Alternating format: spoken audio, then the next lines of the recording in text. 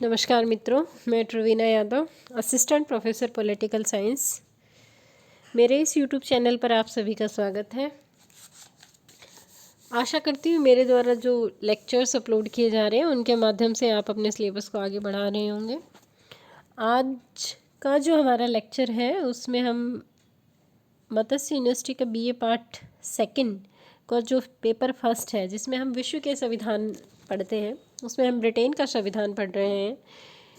Britain के संविधान में हम ब्रिटिश कार्यपालिका विधायिका पढ़ चुके हैं। आज के अपने इस लेक्चर में हम ब्रिटिश न्याय व्यवस्था के संबंध में जानेंगे, ब्रिटिश न्याय व्यवस्था की विशेषताएं, साथ ही ब्रिटिश न्याय व्यवस्था का जो संगठन है, जो ढांचा है, उसके बारे में हम जानेंगे। देखिए, हमने पहले भी पढ़ा है, ग्रेट ब्रिटेन में विधि और न्याय की एक बहुत ही श्रेष्ठ व्यवस्था है। वहाँ के जो नागरिक हैं वो अपनी इस अवस्था पर गर्व करते हैं। इसकी प्रमुख जो विशेषताएं हैं ब्रिटिश न्याय व्यवस्था की, वो हम निम्न देख सकते हैं। सबसे पहले जो विशेषता है वो है सभी व्यक्तियों के लिए एक ही प्रकार के न्यायालय हैं। ब्रिटिश विधि और न्याय व्यवस्था की जो सबसे महत्वपूर्ण विशेषता है वो है निश्चित रूप से विधि का शासन है, जिसकी विस्तृत विवेचना हम अपने इससे पहले के लेक्चर में देख चुके हैं। इसमें विधि के शासन को जो व्यवहारिक स्तर पर जो रूप दिया जाता है वो न्याय व्यवस्था के द्वारा ही प्रदान किया जाता है। तो वहाँ सभी व्यक्तियों के लिए समान विधि और उस समान विधि को लागू करने के लिए एक ही प्रकार के न्यायालयों की व्यवस्था की गई है, यानी न्यायिक व्यवस्था में सभी व्यक्ति समान माने गए हैं। दूसरी जो महत्वपूर्ण विशेषता है वो कानून असंहिताबद्ध है। कानूनों का जो रूप है वो असंहिताबद्ध है। ब्रिटेन में संविधान की ही भांति विधि के जो अधिकांश भाग हैं उनका विकास हुआ है, निर्माण नहीं। इसी प्रकार ब्रिटिश कानून का जो अधिकांश भाग है वो असंहिताबद्ध है। भारत और अमेरिका की भांति संहिताबद्ध नहीं है, यानी जैसे भारत और अमेरिका का लिखा हुआ है वैसे वहाँ का जो कानून है, वहाँ की जो विधि है, उसका अधिकांश भाग जो वो है वो अलिखित है, क्योंकि वो विकास का परिणाम है, ब्रिटिश कानून का अधिकांश भाग उस रूप में है जिसे सामान्य कानून कहते हैं, जिसे न्यायालय के अनेक निर्णयों में देखा जा सकता है। अगली जो महत्वपूर्ण विशेषता वो है दीवानी और फौजदारी कानून में भेद। ब्रिटेन में दीवानी व फौजदारी कानून तथा उनसे संबंधित न्याय प्रक्रिया में भेद किया गया है। दीवानी कानूनों का संबंध समाज के सदस्य अर्थात उनके अधिकार, कर्तव्य या दायित्व संबंधी विवादों से होता है। उनके अंतर्गत व्यक्तियों के द्वारा स्वयं ही अभियोग चलाए जाते हैं, राज्य के द्वारा नहीं। फौजदारी कानूनों का संबंध पूरे समाज अथवा राज्य के विरुद्ध किए गए अपराध से होता है। यानी दीवानी कानून में जब कोई व्यक्ति किसी अन्य व्यक्ति के विरुद्ध अपराध करता है या उसके कोई अधिकार कर्तव्य छीनता है तो उनसे रिलेटेड मामले देखे जाते हैं, जबकि फौजदारी जो कानून है उसमें राज्य या समाज के विरुद्ध जो अपराध किए जाते हैं उन मामलों को सुना जाता है और उनके अंतर्गत अभियोग का जो संचालन है वो राज्य की ओर से किया जाता है। लेकिन दीवानी और फौजदारी कानून में ये जो विभाजन है अत्यंत सूक्ष्म है। अनेक ऐसे भी विवाद होते हैं जिनका एक पक्ष दीवानी और दूसरा पक्ष कानून से संबंधित होता है। अगली जो विशेषता है वो न्यायपालिका की स्वतंत्रता। ब्रिटेन में न्यायपालिका को स्वतंत्र और निष्पक्ष बनाए रखने का पूरा प्रयत्न किया गया है और इस संबंध में अनेक व्यवस्थाएं की गई हैं।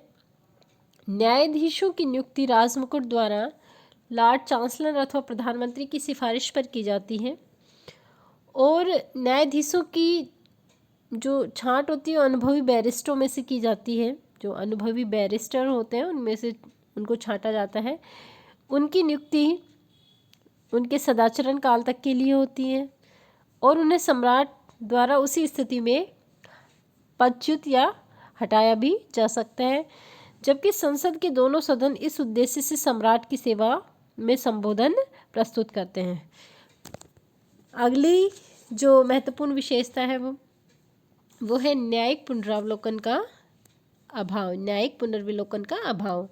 भारत तथा अमेरिका में जो न्यायालय है उनको न्यायिक पुनर्विलोकन का अधिकार दिया गया है, जिसके आधार पर उच्च स्तरीय न्यायालय ऐसे कानूनों को अवैध घोषित कर सकते हैं जिनके द्वारा संविधान का उल्लंघन किया जाता है। यानी न्यायिक पुनर्विलोकन का मतलब समझे, यानी हमारे यहाँ और अमेरिका में ये व्यवस्था है कि हमारी जो न्यायपालिका है, हमारा जो सुप्रीम कोर्ट है, वो उन कानूनों को रद्द कर सकता है, निरस्त कर सकता है जो संविधान का उल्लंघन करते हैं या संविधान के विरुद्ध होते हैं।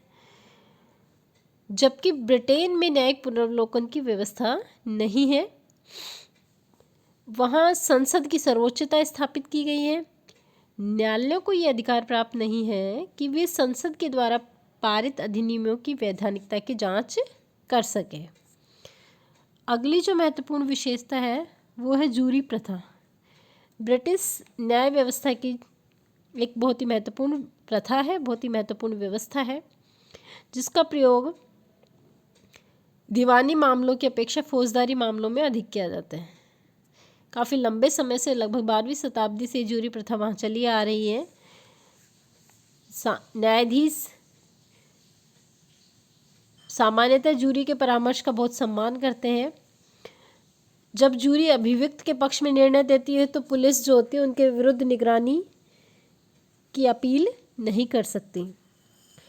अगली जो महत्वपूर्ण विशेषता है वो है निःशुल्क कानूनी सहायता। ब्रिटिश न्याय व्यवस्था की एक अन्य महत्वपूर्ण विशेषता है निःशुल्क कानूनी सहायता।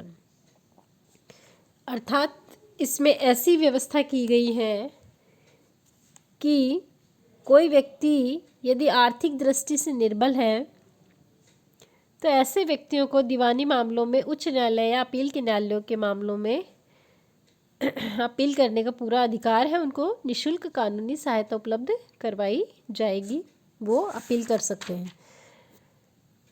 अगली है विकेंद्रित न्याय व्यवस्था। ब्रिटिश न्यायिक पद्धति की एक बहुत ही महत्वपूर्ण विशेषता है विकेंद्रित न्याय व्यवस्था, यानी वहाँ न्यायिक विकेंद्रीकरण को अपनाया गया है। इस व्यवस्था में यद्यपि व्यक्तियों को न्याय प्राप्त करने की पूर्ण सुविधा रहती है, इसमें विकेंद्रीकरण ऊपर से नीचे की ओर है। काउंटी न्यायालय दीवानी विवादों के संबंध में अधिकार क्षेत्र प्राप्त होते हैं। सबसे ऊपर लार्ड सभा, फिर अपील न्यायालय, फिर न्यायिक उच्च न्यायालय, ये भी हम आगे के उसमें देखेंगे। अब हम देख लेते हैं ब्रिटिश न्यायालयों का संगठन। देखिए, ब्रिटिश न्यायालयों का जो संगठन है उसको हम दो भागों में देख सकते हैं। एक है दीवानी न्यायालय और दूसरा है फौजदारी न्यायालय। दीवानी न्यायालय सबसे प्रथम स्तर के जो न्यायालय होते हैं उनको काउंटी न्यायालय कहा जाता है। सबसे नीचे के जो स्तर पर होते हैं, मामले की शुरुआत काउंटी न्यायालय में होती है।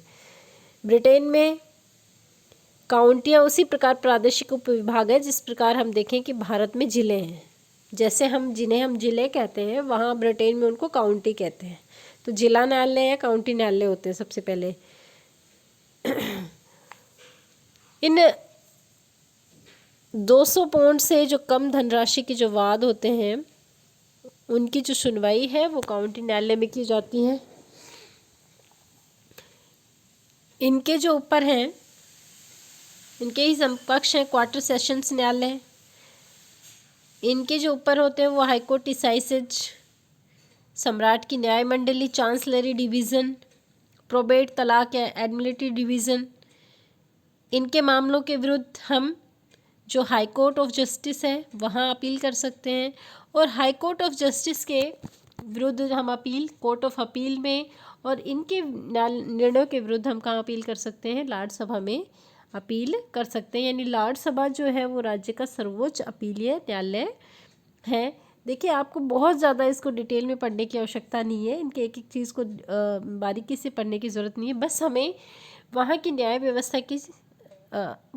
व्यवस्था की विशेषताएं और साथ ही उनका जो मोटा मोटा सा जो ढांचा है वहाँ के न्यायिक संगठन का, उसको ध्यान रखना है कि वहाँ सर्वोच्च स्तर पर कौन से होते हैं, निम्न स्तर पर कैसे होते हैं, और वहाँ जो न्यायिक संगठन है उसमें विकेंद्रीकरण किया गया है वो विकेंद्रीकरण किस प्रकार से, इन चीज़ों पर हमें विशेष रूप से फोकस करना है, विशेष रूप से ध्यान रखना है।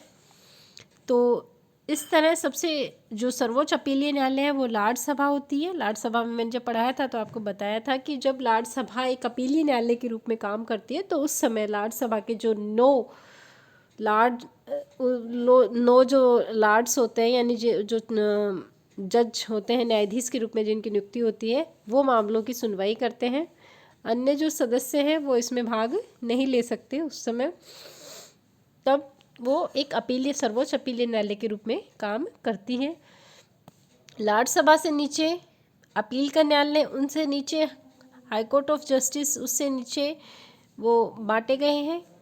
हाई कोर्ट के साइज से सम्राट की न्याय मंडली, चांसलरी डिवीज़न। इसके बाद जो दूसरे न्यायालय हैं वो है फौजदारी न्यायालय, क्रिमिनल कोर्ट्स। फौजदारी जो न्यायालय है उनका जो ढांचा है वो इस प्रकार से है।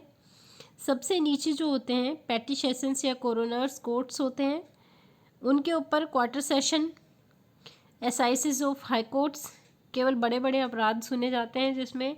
इनके ऊपर फौजदारी न्यायालयों का जो अपीलीय न्यायालय होता है कोर्ट्स ऑफ क्रिमिनल अपील, इनमें अपील की जा सकती है। और उन सब के ऊपर क्या होती है, लार्ड सभा होती है, जो कि सर्वोच्च एक अपीलीय न्यायालय के रूप में काम करती है। यानी इनके जो निर्णय हैं वो अंतिम रूप से कहाँ पर अपील कर सकते हैं, लार्ड सभा में, वहाँ पर अपील की जा सकती है। तो इस तरह जो ब्रिटेन की जो न्यायिक व्यवस्था है उसका ढांचा है, उसका विकेंद्रीकरण है। फौजदारी और दीवानी इन मामलों में वहाँ की जो न्यायिक व्यवस्था है उनको बांटकर उनके लिए अलग अलग न्यायालयों की व्यवस्था की गई है। इनमें इनका जो ढांचा होता है वो अलग अलग होता है। हर जगह अलग अलग संख्या में न्यायाधीश होते हैं, कहीं 3 होते हैं, कहीं 4 होते हैं, कहीं 8 होते हैं, कहीं 9 होते हैं, कहीं 20 मेंबर्स होते हैं।